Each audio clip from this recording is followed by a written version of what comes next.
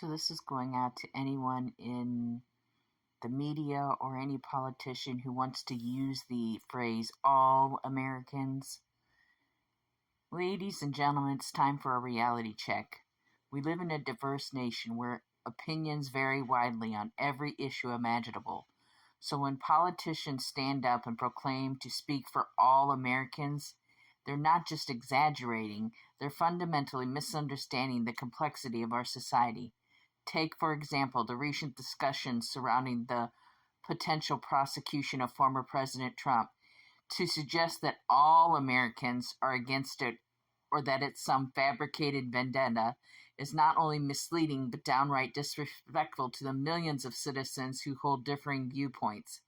Politicians and members of the media need to remember that they represent a portion of the population, not the entirety of it.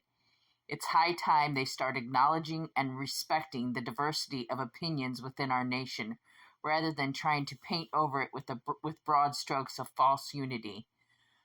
So let's demand honesty, transparency, and genuine representation from all of our leaders, because until they start listening to all Americans, they'll never truly represent any of us or understand any of us. And that's fundamentally the problem that I see right now. They'll stand up and say all Americans, except they don't represent all Americans, nor do they even understand all of Americans, because they only want to listen to the side that agrees with them and not everyone.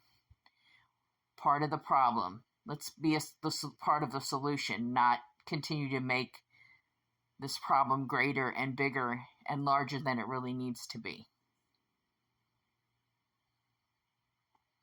Don't use the term all Americans, because all Americans probably don't agree with you and your viewpoints. I know you're not speaking for me,